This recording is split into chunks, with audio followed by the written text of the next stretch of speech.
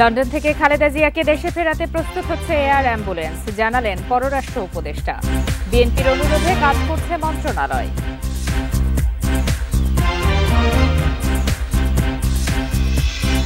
সতেরো শিল্পীর নামে আদালতে হত্যা চেষ্টা মামলা, তালিকায় সুবর্ণা মোস্তফা, নুসরাত ফারিয়া, অপু বিশ্বাস, জায়েদ খান সহ অনেকেই আসামি।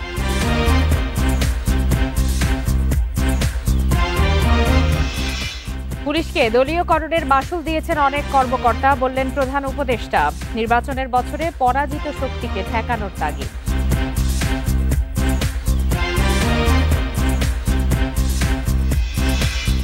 এখনো কাটেনি হজের ভিসা জটিলতা, ফ্লাইটে বাদ পড়া যাত্রীরা অতিরিক্ত ফি ছাড়াই যেতে পারবেন সৌদি আরব।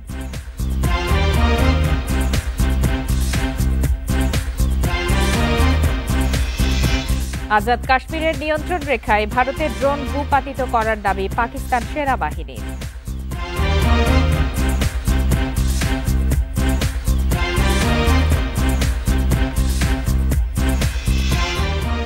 বিরতিহীন রাত ৯টায় বাংলাদেশে সবাইকে আমন্ত্রণ। আপনাদের সাথে আছে আমি ফারহানা লোপা।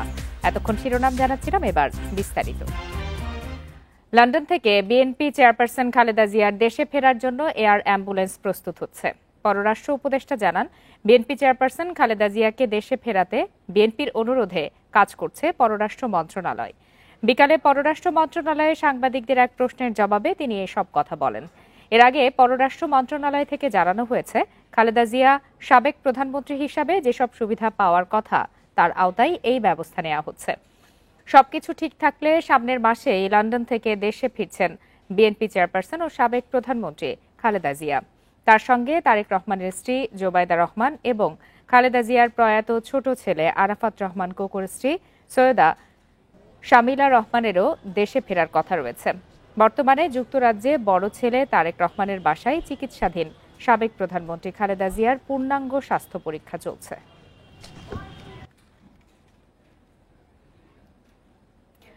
সুবর্ণা মোস্তফা, নুসরাত ফারিয়া, অপু বিশ্বাস, নিপুণ আক্তার, আসনা হাবিব ভাবনা, জায়েদ খান সহ ১৭ শিল্পীর নামে হত্যা চেষ্টার মামলা নথিভুক্ত করেছে রাজধানীর ভাটারা থানা। থানার ভারপ্রাপ্ত কর্মকর্তা মাজহারুল ইসলাম এই তথ্য জানিয়েছেন। তিনি জানান, ২০২৪ সালে বৈষম্য বিরোধী আন্দোলন চলার সময় রাজধানীর ভাটারা এলাকায় হত্যা চেষ্টার অভিযোগে সিএমএম আদালতে মামলাটি হয়।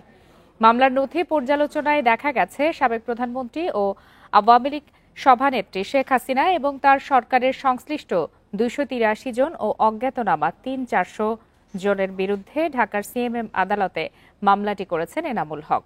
মামলায় বৈষম্য বিরোধী আন্দোলনের বিপক্ষে অবস্থান নিয়ে আওয়ামী লীগের অর্থ যোগানদাতা হিসাবে আসামি করা হয়েছে ঢাকায় চলচ্চিত্রের জনপ্রিয় নায়িকা নুসরাত ফারিয়া সহ ১৭ জনকে।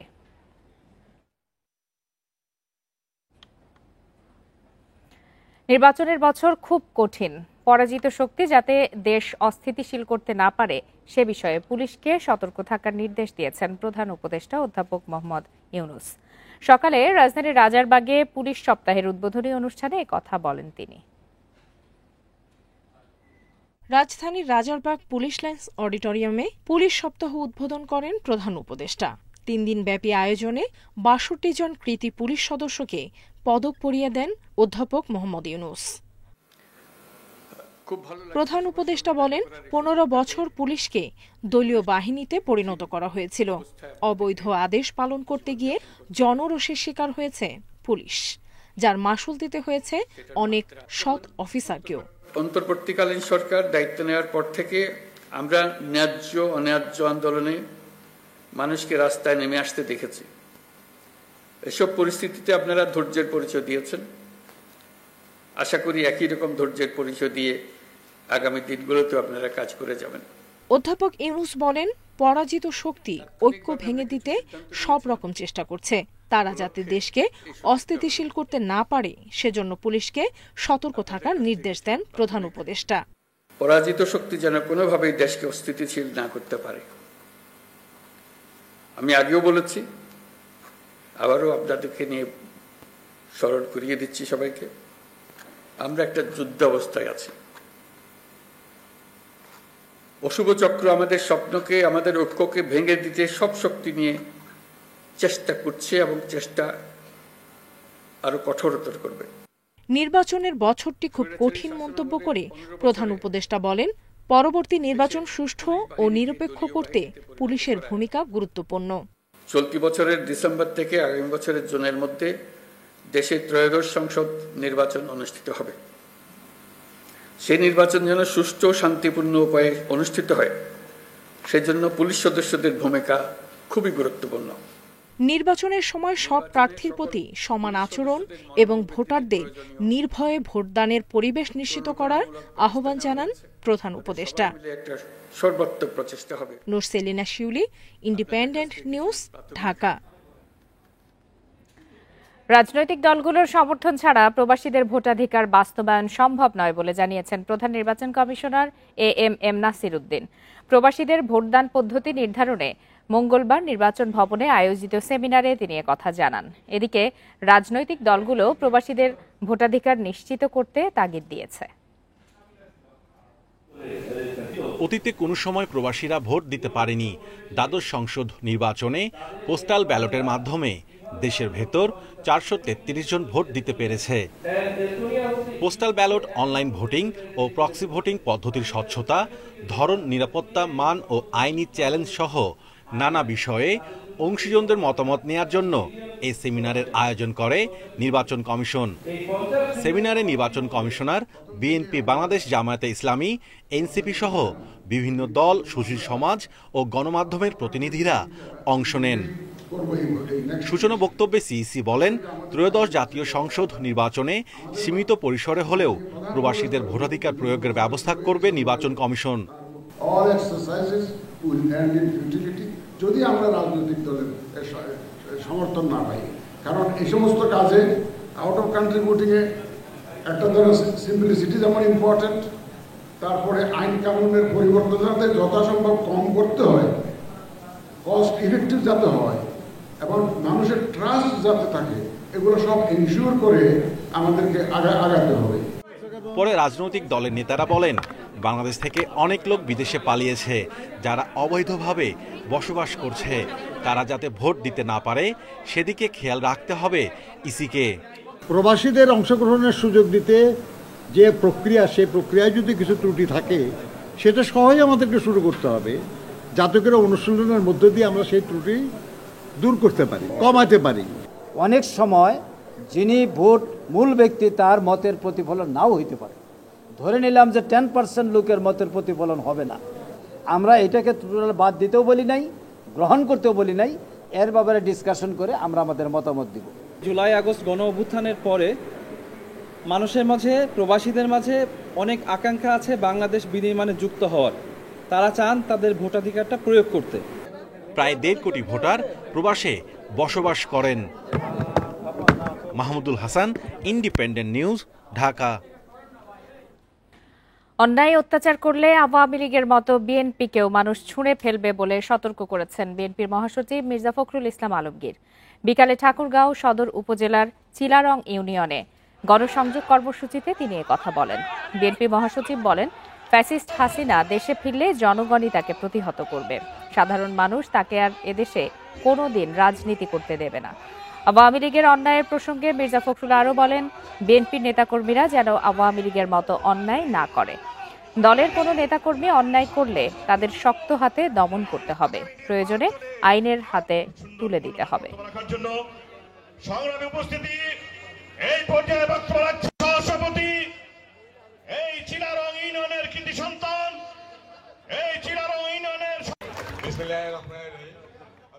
অন্যায় করতে গেলে মানুষ ক্ষমা করবে না, মানুষ ভালোবাসবে না। আওয়ামী লীগকে যেভাবে ছুড়ে দিছে আপনাদেরকে সেভাবে ছুড়ে দিবে। সুতরাং অন্যায় কেউ যেন না করে সেদিকে খেয়াল রাখবে। জাতীয় নির্বাচন নিয়ে প্রধান উপদেষ্টার কথায় জামায়াতে ইসলামী আস্থা রাখতে চাই বলে মন্তব্য করেছেন দলটির আমির ডাক্তার শফিকুর রহমান। দুপুরে মৌলভীবাজারের কুলাউড়া পৌরসভায় মত বিনিময় সভা শেষে সাংবাদিকদের কথা বলেন তিনি। বলেন, ডিসেম্বর থেকে জুনের মধ্যেই জামায়াত নির্বাচন চায়। নির্বাচনের জন্য সবচেয়ে উপযোগী সময় হচ্ছে ডিসেম্বর অথবা এপ্রিল। গত 15 বছর জামায়াতের উপর নানাভাবে জুলুম নির্যাতন হয়েছে বলে অভিযোগ করেন শফিকুর রহমান, যার অবসান হয়েছে 5 আগস্ট। এর আগে সকালে কুলাউড়ার ভুকসিমাইল ইউনিয়নে সহযোগী সদস্য ফর্ম বিতরণ করেন তিনি। প্রধান উপদেষ্টা বলেছেন যে এবছরের ডিসেম্বর থেকে আগামী বছরের জুনের ভিতরে নির্বাচন দিবেন। আমরা দেখতে চাই যে তিনি তার কথার উপরে ঠিক থাকবেন। আমরা দেখতে চাই না যে তিনি তার কথা বদলাবেন, এবং আমরা আস্থা রাখতে চাই যে আশা করি তিনি তার কথার উপরে থাকবেন। শেখ হাসিনার মেয়ে সাইমা ওয়াজেদ পুতুলের নামে গুলশানে থাকা একটি ফ্ল্যাট জব্দ করতে দুদককে নির্দেশ দিয়েছে আদালত। মঙ্গলবার দুদকের আবেদনের পরিপ্রেক্ষিতে ফ্ল্যাটটিতে রিসিভার নিয়োগেরও আদেশ দেওয়া হয়েছে। ঢাকা মহানগর সিনিয়র স্পেশাল জজ আদালতের বিচারক মোহাম্মদ জাকির হোসেন আজ মঙ্গলবার এই আদেশ দেন। দুদকের উপপরিচালক মোহাম্মদ মনিরুল ইসলাম মামলার তদন্ত কর্মকর্তা হিসেবে আবেদনটি দাখিল করেন। এর আগে রাজধানীর পূর্বাচলে 10 কাঠার প্লট জালিয়াতির ঘটনায় দুদকের করা মামলায় সাবেক প্রধানমন্ত্রী শেখ হাসিনা ও তার মেয়ে সাইমা ওয়াজেদ পুতুল সহ 18 জনের বিরুদ্ধে গ্রেপ্তারি পরোয়ানা জারি করে আদালত।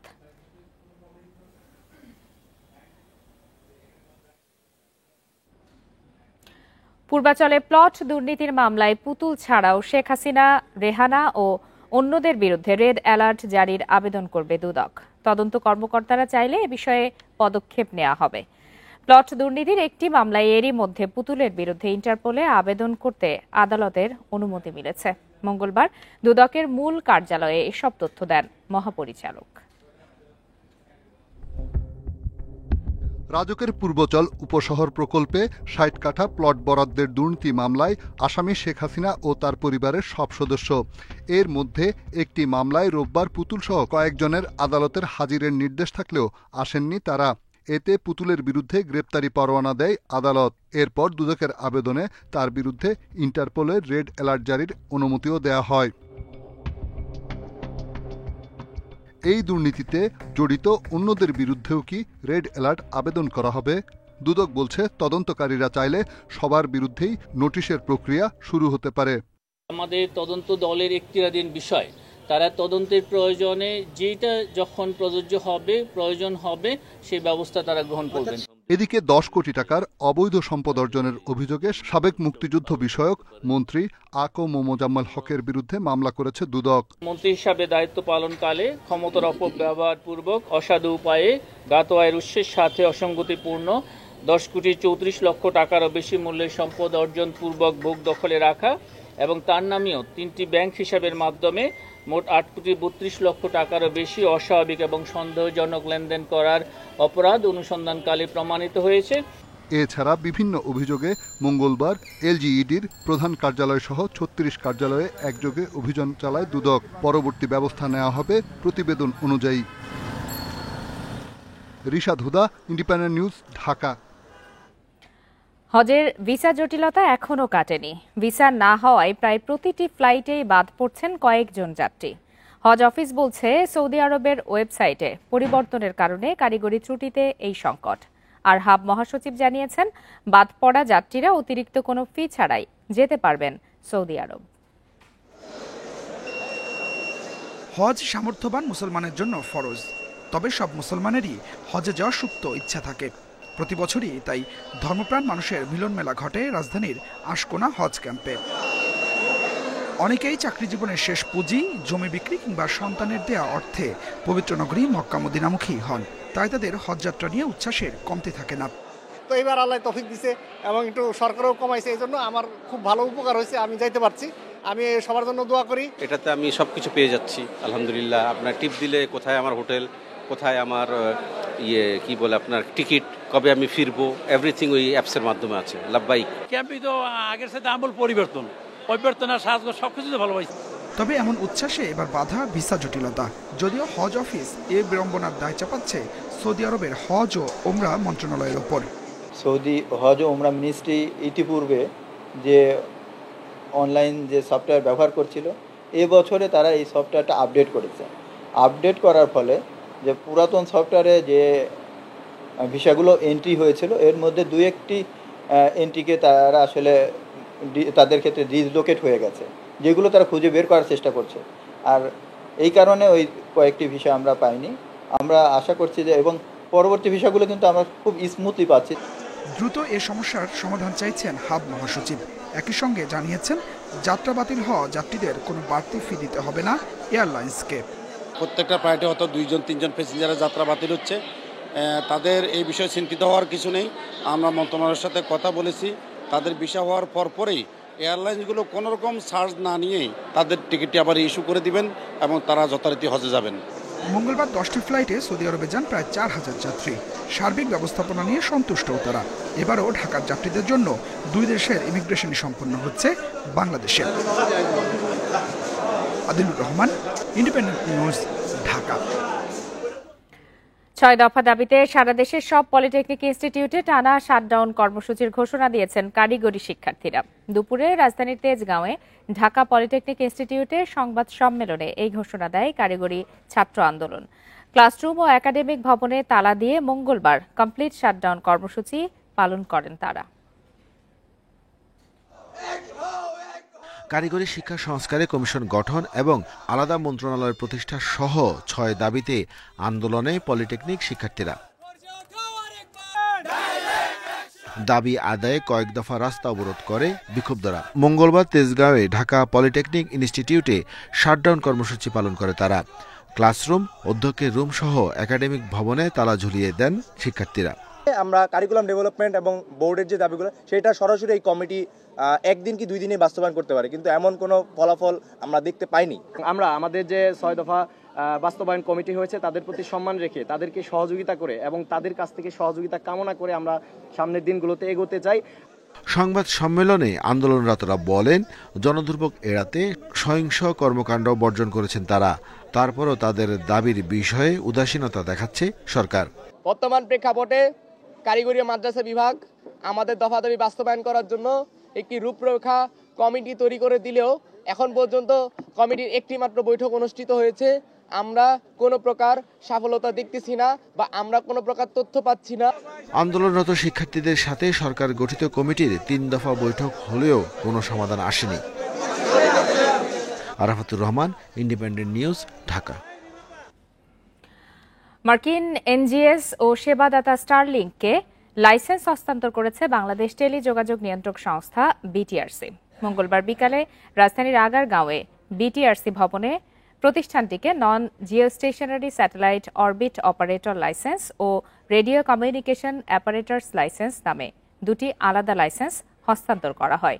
প্রথম লাইসেন্সটি হস্তান্তর করা হয় বিটিআরসির লাইসেন্সিং বিভাগ হতে, যার মাধ্যমে স্টারলিংক বাংলাদেশে তাদের বাণিজ্যিক কার্যক্রম পরিচালনা করতে পারবে। দ্বিতীয় লাইসেন্সটি হস্তান্তর করা হয় বিটিআরসির স্পেকট্রাম বিভাগ থেকে, যার আওতায় ইন্টারনেট সেবা প্রদানের জন্য অনুমোদিত তরঙ্গ ব্যবহার করা সহ বেতার ও আনুষঙ্গিক যন্ত্রাংশ আমদানি ও ব্যবহার করতে পারবে স্টারলিংক। মার্কিন প্রতিষ্ঠানটির global licensing and market aviation এর পরিচালক রেবেকা স্লিক হান্টার বিটিআরসি কর্তৃপক্ষ থেকে লাইসেন্স গ্রহণ করেন। এর আগে সোমবার স্টারলিংকের লাইসেন্স অনুমোদন করেন প্রধান উপদেষ্টা অধ্যাপক ডক্টর মোহাম্মদ ইউনুস। দেশের অর্থনৈতিক অগ্রগতি বাড়াতে সরকারকে কারিগরি শিক্ষায় গুরুত্ব দেওয়ার আহ্বান জানিয়েছে সিপিডি। সংস্থাটি বলছে, এই শিক্ষা ব্যবস্থায় উন্নয়ন ও বিনিয়োগ পেতে বড় নিয়ামক হিসাবে কাজ করবে।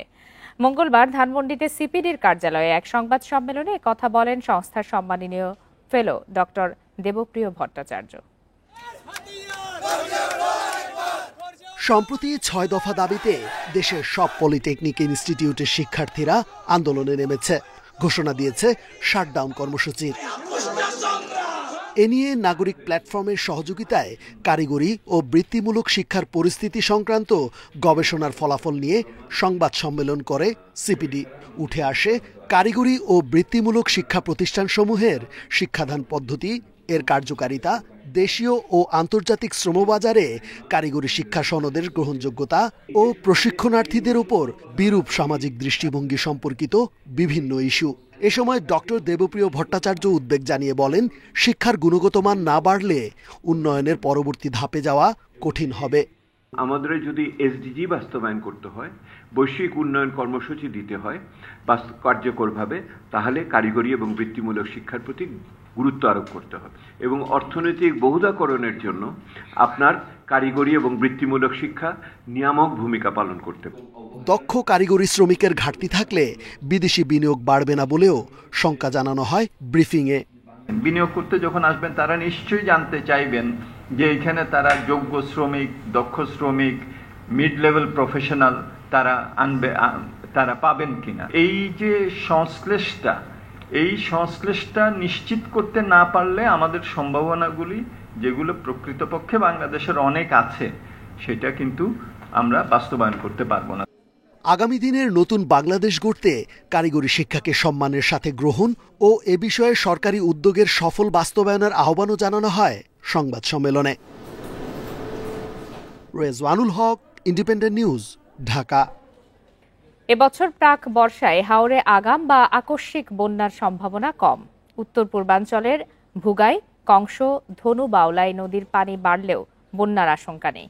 বন্যা সতর্কীকরণ কেন্দ্র বলছে, চুক্তি অনুযায়ী ভারতের কাছ থেকে মার্চ-এপ্রিলে নদ নদীর তথ্য উপাত্ত বিনিময় হয় না। তাই এই সময়ে আগাম বন্যার তথ্য পেতে যৌথ নদী কমিশনের কাছে প্রস্তাব দিয়েছে বন্যা সতর্কীকরণ কেন্দ্র। প্রাক বর্ষা অর্থাৎ এপ্রিল মেতে আগাম বন্যার ঝুঁকি থাকে সুনামগঞ্জ মৌলভীবাজারের হাওরে। এ সময় উজানের মেঘালয়ে ভারী বৃষ্টির ঢল নামে, এতে তলিয়ে যায় হাওরের ফসলি ক্ষেত। এবছর 25-26 এপ্রিল চেরাপুঞ্জিতে প্রায় 500 মিলিমিটার বৃষ্টি হলে ভাটির হাওরে আগাম বন্যার শঙ্কা দেখা দেয়। এতে চেলাই নদীর কিছু অংশ ভাঙন দেখা দেয়। বন্যা সতর্কীকরণ কেন্দ্র বলছে, উজানে এখন বৃষ্টি কমেছে, তাই আকস্মিক বন্যার ঝুঁকি নেই। বর্ষাকালীন পুরো সময়টাই ভারতের সাথে আমাদের তথ্য বিনিময় প্রক্রিয়া চালু আছে। তবে বর্তমানে বিভিন্ন সময়ে আমরা আকস্মিক বন্যার বিভিন্ন ঝুঁকি লক্ষ্য করছি, দেখা যাচ্ছে। তো সেই হিসাবে আমাদের পক্ষ থেকে প্রস্তাবনা আছে যৌথ নদী কমিশনের মাধ্যমে যে উপাত্ত বিনিময় প্রক্রিয়াটা সময়সীমাটা এগিয়ে আনা, বিশেষ করে আমাদের এপ্রিল মাসে হাওড় অঞ্চলে আগাম বন্যার ঝুঁকি থাকায় এই বিষয়ে প্রস্তাবনা আছে। এদিকে আবহাওয়া অধিদপ্তরের পূর্বাভাস বলছে, আগামী কয়েকদিন সারা দেশে বৃষ্টির সম্ভাবনা রয়েছে। তবে শিলাবৃষ্টি, কালবৈশাখীর ঝুঁকি এবছর বেশি দেখা যাচ্ছে। তাই ঝড়ের সময় খোলা জায়গায় না থেকে নিরাপদ স্থানে আশ্রয় নেওয়া সহ 10 ধরনের পরামর্শ দেওয়া হয়েছে। সেই সাথে বজ্রপাতের সতর্কবার্তা জারি করা হয়েছে। কালবৈশাখী যে বজ্রমেঘ তৈরি, এটার সময় কিন্তু আধা ঘন্টা থেকে 1 ঘন্টার মধ্যে তৈরি হয়ে শেষ হয়ে যাচ্ছে কিন্তু, এবং এটা কিন্তু আমরা দেখতে পাচ্ছি। কিন্তু দিনের বেলা কিন্তু আমরা আকাশ ঈশান করে কালো মেঘ দেখতে পাচ্ছি, অথবা রাত্রেবেলা কিন্তু আমরা বজ্রপাতের শব্দ শুনতে পাচ্ছি বা লাইটনিংয়ে ফ্ল্যাশ দেখতে পাচ্ছি। তো এইটা তো আমাদের কানে যদি আসে, আমি তখন দেখি এই সময়টাতে আধা ঘন্টা বা 1 ঘন্টা সময় যদি আমি নিরাপদ আশ্রয় থাকি বা আমার ঘরে অবস্থান করি, সেই ক্ষেত্রে কিন্তু আমার জানটা বা মালটা অনেক রক্ষা করা সম্ভব। বন্যা পূর্বাভাস ও সতর্কীকরণ কেন্দ্র বলছে, দেশের কোনো নদ নদীর পানি বিপদসীমার কাছাকাছি নেই, তাই এখন আকস্মিক বন্যার কোনো আশঙ্কাও নেই। Shahriar Anirban, independent news, Dhaka. গুজরাটে অবৈধ বাংলাদেশি সন্দেহে আটক হওয়া ব্যক্তিদের বেশিরভাগই ভারতীয় মুসলমান। ভারতীয় সংবাদ মাধ্যম পিটিআই এর বরাতে মঙ্গলবার এই তথ্য দিয়েছে বিবিসি বাংলা। নথিপত্র যাচাইয়ের পর আটক 6,500-এর মধ্যে 450 জন অবৈধ বাংলাদেশি পাওয়া গেছে। এরা সেখানে বসবাস করছিল অবৈধভাবে। আটককৃত বাকিদের জিজ্ঞাসাবাদ চলছে। আরও অনুপ্রবেশকারী পাওয়া যাবে বলে আশঙ্কা প্রকাশ করেছেন গুজরাট পুলিশের মহাপরিদর্শক। এর আগে শনিবার ভোর থেকে সোমবার পর্যন্ত আহমেদাবাদ ও সুরাট সহ পুরো গুজরাটেই অভিযান চালায় পুলিশ। অভিযান চালিয়ে আটক করা হয় 6,500 মানুষকে। প্রয়োজনীয় নথিপত্র না থাকায় তাদের আটক করা হয়।